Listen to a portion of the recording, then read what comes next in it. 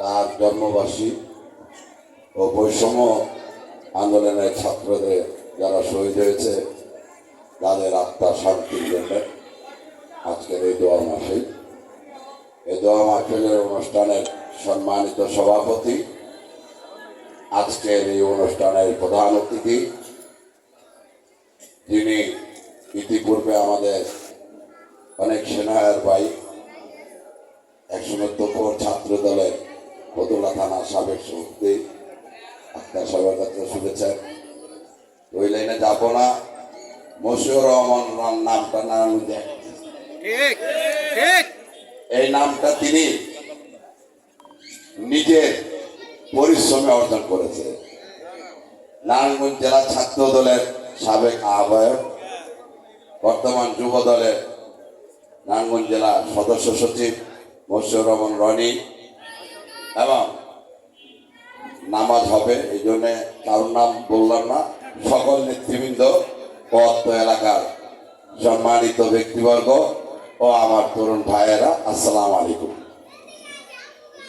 আমি একদম অল্প সময় শেষ করব। আমি আমাদের দলের বিএনপি ভাইদের উদ্দেশ্য বলব, কারণ আক্তার সব কথা বলে গেছে। এই যে স্বাধীন নতুন করে আবার তরুণরা করেছে, এটা কিন্তু বাংলাদেশ জাতীয়তাবাদী দলের উপকার হয়েছে। যেভাবে আমাদের উপরে নির্যাতিত চলছিল, আমরা অনেকেই বাসায় ঘুমাইতে পারিনি, ছেলে মেয়েদের সাথে কথা বলতে পারিনি, রাত নাই দিন নাই, বলতে গেলে গ্রামের জঙ্গলও আমরা রাত কাটাইছি। তা আমাদের এটা ব্যথা নেই, আমরা রাজনীতি করি। আমাদের নেত্রী যদি আমাদের জন্য, দেশের মানুষের জন্য তার জীবন বিপর্যয়ে ফেলে এই স্বৈরাচার হাসিনার জুলুম সয়েছে, এর থেকে বড় নেতা তো আমরা হতে পারবো না। আমি আজকে আপনাদের এই 9 নম্বর ওয়ার্ডে ওই আওয়ামী লীগের দোসররা যারা শামীম ওসমানের বাড়িতে খাওয়া দাওয়া করেছেন, ফুল দিয়েছেন, যারা চেয়ারম্যানের নামে অর্থের মালিক হয়েছেন, যাদের বিজয় পাতিয়েছেন, তারা বলেছিল এখানে বিএনপির কোন লোক থাকতে পারবে না। আরে ভাই, আপনি শোনার চান? দুইটা কথা বলি। ৭৫ আপনার দলের প্রধান, যাকে জাতির পিতা বানিয়েছেন, তিনি যখন মারা গেছে আপনারা কোথায় ছিলেন? তার লাশ খুঁজতে গিয়েছিলেন? তার জানাজা গিয়েছিলেন? যান নাই। বলে না চোরের মায়ের বড় গলা। এত হাসিনার ক্ষমতা, এই কাউয়া কাদির হইতে আরো কত কাদির, এত ক্ষমতা দেখাইছেন। আপনারা মুক্তিযোদ্ধার দল, গণতন্ত্রের দল, বাংলাদেশের জনগণের দল, তো পালায় গেলেন কেন? লজ্জা করে না? তাই বলতে চাই, আওয়ামী লীগের দোসরদের আমাদের বিএনপির মধ্যে ঘাটতি আছে। যারা পুলিশের সাথে দালালি করে বিএনপির নেতা কর্মীদেরকে মামলা খাইয়েছে, যারা শামীম ওসমানের লোকের সাথে জমিনের ব্যবসা করেছে, ভূমি দখল করেছে, আবারও তক্কার মাঠে দখল করতে চান, বিভিন্ন জায়গায় দখল করতে চান, সাবধান করে দিতে চাই। আপনি যত বড় ক্যাডার হন আর যত বড় ক্ষমতাশীল হন, আমরা কিন্তু বিএনপির একটা রাজপথের কর্মী।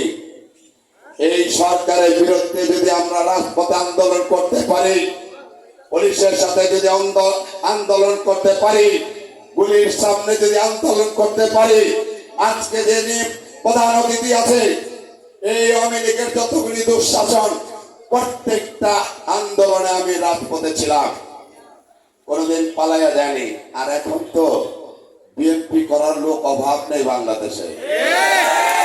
আমরা ওই বিএনপি চাই না। ফোন করে চান্দা চাইবেন, আপনারা তালা মারবেন, সাবধান হয়ে যান।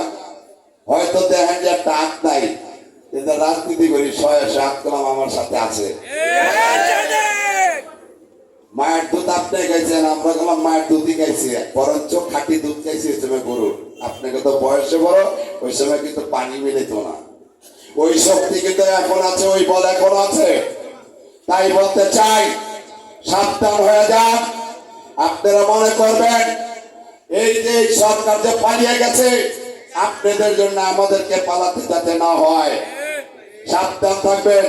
আমি এখানে যারা আমাদের এমপি সাহেবের খুব কাছের লোক, বলতে গেলে আমাদের বিল্লাল ভাই, আক্তার খন্দকার এবং মশিউর রহমান রনি, সুলতান ভাই, আরো যারা আছেন, দোহাই আল্লাহর, কয়দিন বাঁচবেন, কত টাকার মালিক হবেন, কি খাবেন, এইগুলি চিন্তা না করে যারা এই দুর্নীতিতে জড়িত, যারা এই অপরাধে জড়িত, তাদেরকে চিহ্নিত করে দুর্গ থেকে এদেরকে দলের বহিষ্কার করেন।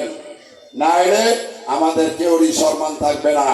আমাদের দল এখন বিপদে আছে, যেইগুলি উশৃঙ্খলা হচ্ছে, করছে আওয়ামী লীগের লোকেরা, তাদের টাকা তাদের অস্ত্র দিয়ে করছে। অতএব আমাদের দল কিন্তু পিটাচ্ছে এই সরকার এবং অন্য অন্য যেটা সুযোগ নিচ্ছে। এই সুযোগ বাংলাদেশ জাতীয়তাবাদী দল রাজপথে ছিল, রাজপথে থাকবে।